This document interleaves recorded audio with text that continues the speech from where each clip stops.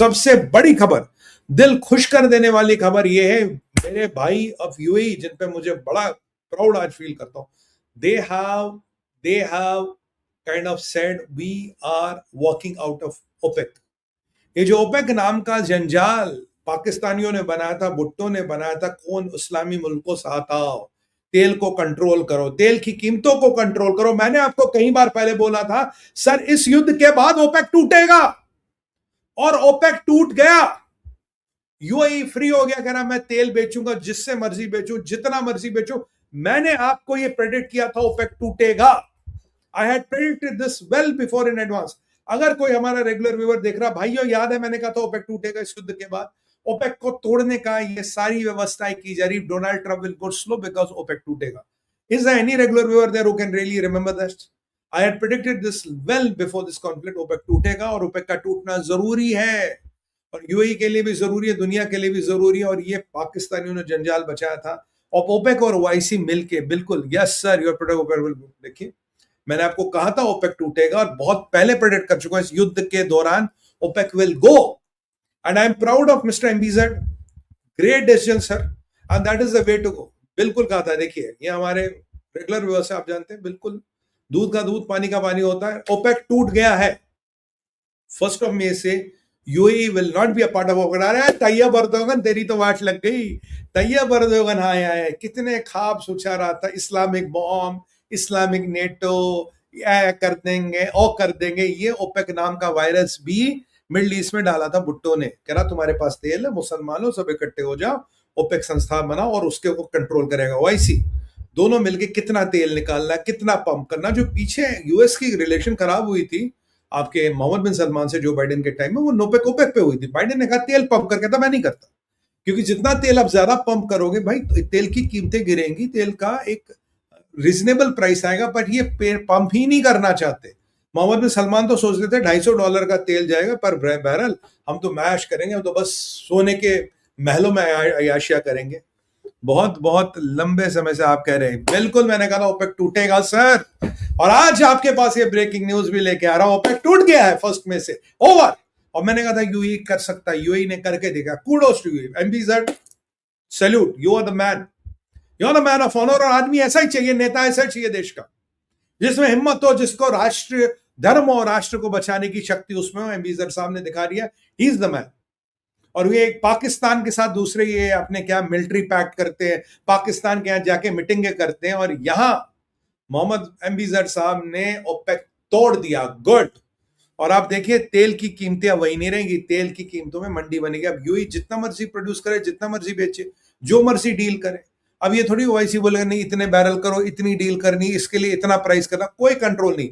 आप तेल प्रोड्यूस करो, आप बेचो, आपका काम खत्म। अरे यूएई की ऐसी तैसी कर दी। और यूएई वाले हमारे भाई कह रहे थे इस ईरान पे कैसे भरोसा करें, इसने हमारे पर 2800 मिसाइलें और ड्रोनें चलाई, क्या तो ईरान पे भरोसा कर लो साहब।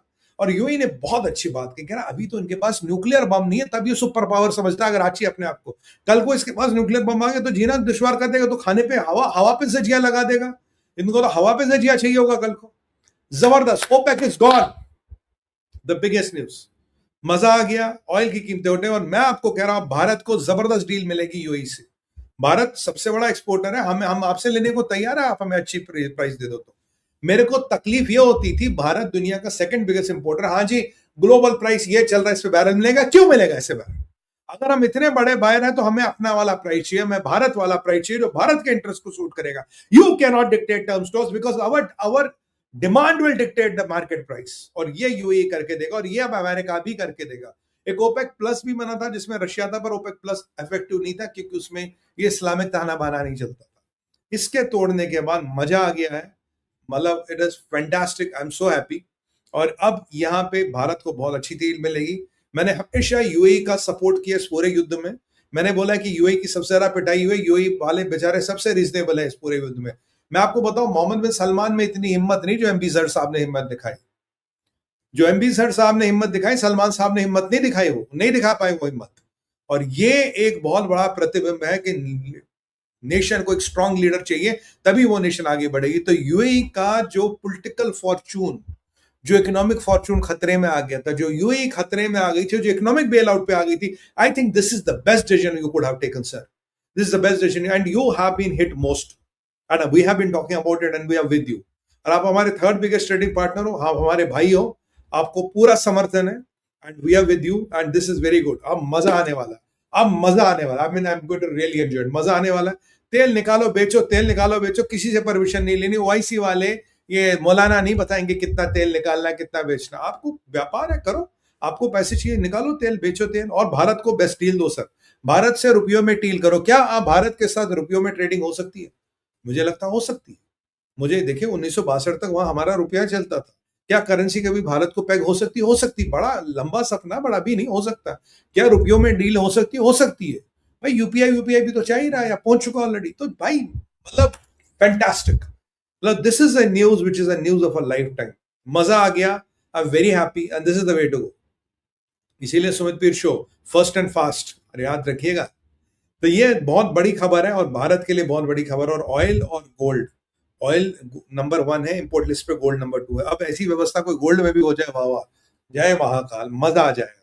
बट आज तैयब अर्दोगन की वाट लगे हुए. हाय हाय हाय फिदान हकान, हाय इस्लामिक नेटो, क्या कह रहा था? Islamic NATO, Islamic United Nations, और इस्लामिक कॉर्ड. हाँ सॉरी, इस्लामिक कॉर्ड में भूल गया था. कर लो, बना लो. मैं आपको कह रहा हूं, जो पाकिस्तान और तुर्किया के चक्कर में पड़ा वो बर्बाद हो जाएगा. You have to move away from this Pakistanis and this Turks. ये Tayyip Erdogan, not Turkey as a country. Pakistan तो है ही पूरा जहादी. ये तैयब अर्दोगन जब तक तुर्की चला रहा, आपको दूर रहना पड़ेगा. बहुत जबरदस्त बात.